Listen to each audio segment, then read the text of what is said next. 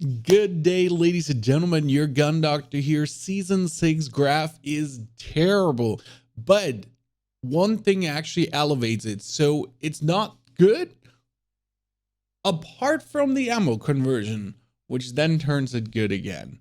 Without the ammo conversion, the Grav does okay damage. It does okay range and has weird recoil. It feels like a scuffed Farah. For some reason, it looks like a scuffed Farah too. But when we're talking about the ammo conversion, the RK730 round, you get bonus damage, bonus bullet velocity, you get some recoil control problem, and aim down side speed. You only have 30 rounds though. That is fine. The gun slaps hard. If we're looking at the damages, you have the normal version and the conversion version. And I would have to say so far that I really feel as a sniper support, that thing should be way better because of the recoil that the gun puts down. You can control the recoil. If you want to play it long range, I'll probably play with a normal version because then it's 1 headshot, 8 body shots for 637 milliseconds time to kill. That's fine on range. 637 milliseconds is somewhere up close and personal with the other guns. We have 628, we have 673, 667, you know, like it's kind of like here where everything is right now. The crit get nerfed and so on. The EM2, the C58, all these guns. So 637 feels kind of like fine there. But as sniper support, having a 558 standard does feel good. And especially then here, you only need to hit 3 headshots and you could go down for 478. And hitting 3 headshots with the Grav, I don't think that's really of a problem. You can control the recoil realistically easy. And the gun has a really good fire rate, so I do like that a lot. When you're looking at the TDK here, you would have to hit 4 headshots to actually go down to the 8 shot to kill. And that kind of feels really... here you will need 4 headshots to go down to the 7 shot to kill, and here you only need 3 headshots. So that's really good, especially because there's also a nice next shot multiplier, and that goes up to 40 meters, so you're kind of good off the rim. So I'd say, like, as a sniper support, that thing feels like it could have a place in the meta. As a long range beamer, it can also be played. Let me show you how you would build it, and then let me show you also the weird recoil we've been talking about. First and foremost, with the ammo conversion version, I would most likely go for the 30 round field agent foregrip. Then we have here quite some options with the Ranger and the takedown barrel. So far, I've seen that it has a lot of left and right wobble also as it pulls up and down. But we're talking about playing this as a sniper support, so I would probably then play with the takedown. Also, would consider potentially putting the suppressor on over the agency suppressor. Both are actually fine, but you kind of want the bonus of ADS time that the suppressor could offer you here. Then you can play Einstein because the Einstein is actually not that terrible, but most of you or most of me will probably end up with the Microflex LED. If you don't want the Microflex LED, that's cool. You can actually do play the Serpent Wrap or the Last Grip if you do have it available. Give that a try. So there's a potential of the suppressor or the agency suppressor and the Serpent Wrap and the side.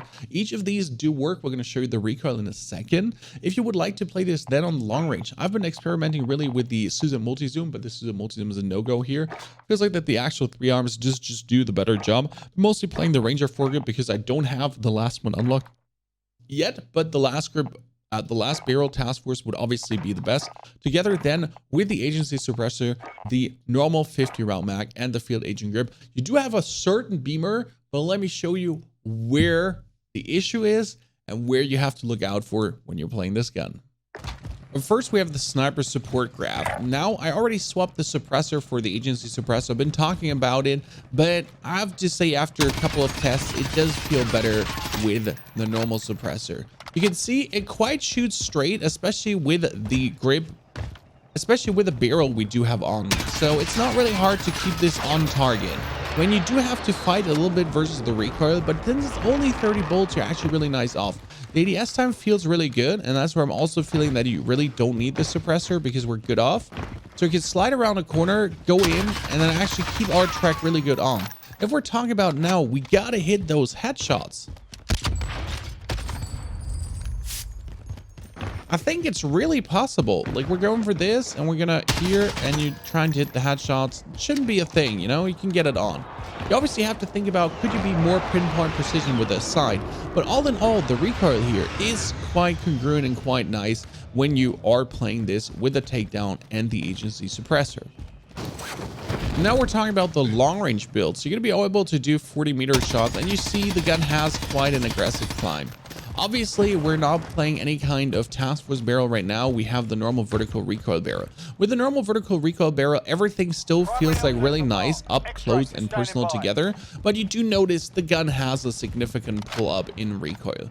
So I would say the real distance where it dominates on is kind of like the AK distance. You know, you want to shoot this in these quarters here. I mean, you can keep it on, but you notice where the heavy vertical recoil is pulling it left and right, so you can really pull it down, especially also on distance here.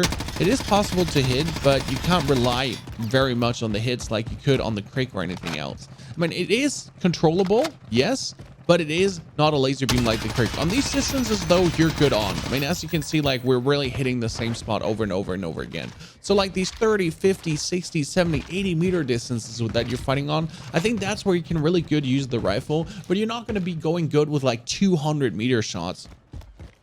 That's not what the gun likes. That's not what the gun is there for. I mean, you could try to mount and see how does the recoil behave when you're mounting, and it does not pull as much up as you would expect it to. So the gun definitely profits from mounting, but as I said, the 30 rounds really on range, don't really feel the whiff there. The 50 rounds on range is better than as a sniper support with the 30 rounds. That seems to be how I would be looking at the gun, and it's most likely going to be like a Farah on crack. That would be the long range version again with the agency ranger, definitely for the task force. I think extra 3 arms field agent 50 round mag. And then for the sniper support, I do think that the agent suppressor is now performing better. With the serpent wrap, you can definitely be on point, but again, if you don't like the serpent wrap, go for the microflex LED so you have a little bit better eyesight there, so you can get the jimmies clapped a little bit harder. And yes, I do feel like the field agent grip is needed because the vertical recoil is quite there, and it just does help you to control the vertical recoil a little bit better.